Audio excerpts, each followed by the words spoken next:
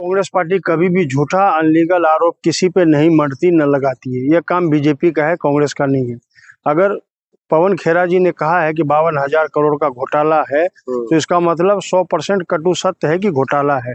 जिस तरीके से दुबई में उसके प्रॉपर्टी पाए गए, अमेरिका में होटल पाया गया, तो ये कोई साधारण आरोप नहीं है। आप राज्य के एक मुख्यमंत्री पे एक मजे हुए कांग्रेस के वरिष्ठ नेता, जो राष्ट्रीय नेता है, वो आरोप लगा रहे, तो वो बेतुकी बातें कभी नहीं कर सकते। बेतुकी बातें करना बीजेपी का काम हो सकता है, कांग्रेस पार्टी का काम नहीं हो सकता। फिर छुप क्यों रहा है? सवाल तो ये भी है। किसने कहा? सवाल एक शेर है कि लश्कर भी तुम्हारा, सरदार भी तुम्हारा।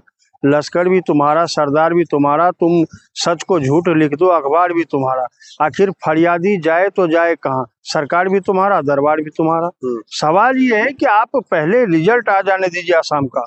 अभी वो पवन खेरा जी को जेल भेजने की बात कर रहे हैं ना। असम में सरकार बनते ही कांग्रेस का पहला काम, जिस तरीके से हमारे राष्ट्रीय नेता राहुल गांधी जी ने कहा कि सबसे पहला काम होगा असम के पूर्व मुख्यमंत्री हेमंत बिस्वा शर्मा को जेल में डालने का काम होगा। क्योंकि इतना भ्रष्टाचार हुआ, असम को लूटा गया। 52,000 करोड़ रुपया असम के लोगों की गाढ़ी कमाई, वहां के जनता के गाढ़ी कमाई को विदेशों में भेजने का काम जो पूर्व मुख्यमंत्री ने किया है, उसका उसे सजा तो मिलना तय है। लेकिन हेमंत बिस्वा शर्मा साहब कह रहे हैं भारतीय जनता पार्टी का जो सरकार है असम में, वो कांग्रेसियों को पच नहीं रहा है। सवाल वहाँ कांग्रेसी से पचने से नहीं पचने से क्या मतलब है? जनता को नहीं पचना। आखिर जो बीजेपी के कैंडिडेट थे, आपने देखा लगभग जोरहट हो, सिलचर हो, कई ऐसे विधानसभा थे जहाँ पे बीजेपी के नेताओं का कैंडिडेट का विरोध हुआ। आखिर कांग्रेस पार्टी ने तो विरोध नहीं किया, वहाँ की आवाम ने किया, वहाँ के जनता ने किया। तो कुछ न कुछ तो गड़बड़ है जो जनता आज विरोध कर रही है। आप बंगाल भी देख लीजिए, बंगाल में किस तरीके से बीजेपी के जो कैंडिडेट है, जो बीजेपी प्रत्याशी है, उसको पीटा जा रहा, मारा जा रहा है। तो कोई दल नहीं कर रहा, कोई कांग्रेस ने नहीं कर रहा, जनता मार रही है। बंगाल पर हम चर्चा करेंगे। असम में जो है पवन खेरा जी, आप कह रहे हैं छुप नहीं रहा है, आप कह रहे हैं जो वो सामने है, लेकिन कोर्ट लगातार झटका पवन खेरा को ही दे रही है। मैंने आपको क्या कहा कि लश्कर भी तुम्हारा, सरदार भी तुम्हारा, तुम सच को झूठ लिख दो, अखबार भी तुम्हारा। बस कुछ दिनों की बात है, 5 मई के बाद ये पिक्चर साफ हो जाएगा और ये आपको पता लगेगा कि जेल के अंदर पवन खेरा जी जा रहे हैं या पूर्व के उत्तर के प्रधानमंत्री हेमंत बिस्वा शर्मा जा रहे हैं। आप मान रहे हैं उनके पत्नी पास 3 पासपोर्ट है?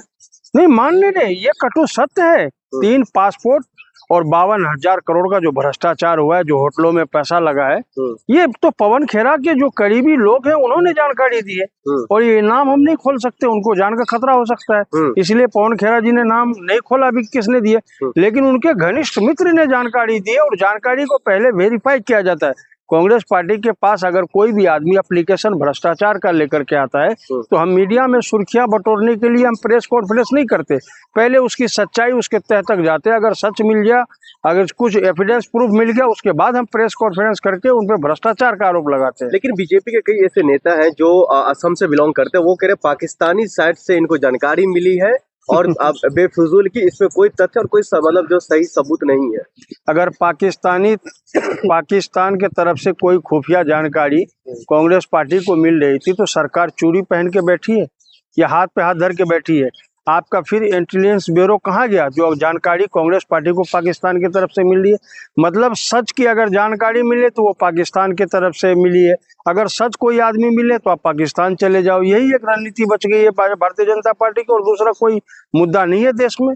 जिस तरीके से आज मुद्दों को दबा करके शमशान, हिंदुस्तान, पाकिस्तान, कब्रिस्तान की राजनीति भारतीय जनता पार्टी कर रही है, कि मैं समझता हूँ ये लोकतंत्र के लिए उचित नहीं है। लेकिन असम के मुख्यमंत्री हेमंत बिस्वा शर्मा साहब लगातार उनका ये कहना, हम इसको कहीं से भी घसीट कर लाएंगे, ये क्या दर्शाता? मैं कह रहा हूँ ये दर्शाता है कि किस तरीके से आज बेवड़े को, आज एक वो नक्सली को, आज एक आतंकवादी को बीजेपी ने मुख्यमंत्री बनाया। कांग्रेस ने क्यों भगाया उसे? उनको जनता ने चुना है। नहीं, मैं कह रहा हूँ जनता ने चुना है तो जनता का आज विरोध क्यों हो रहा है?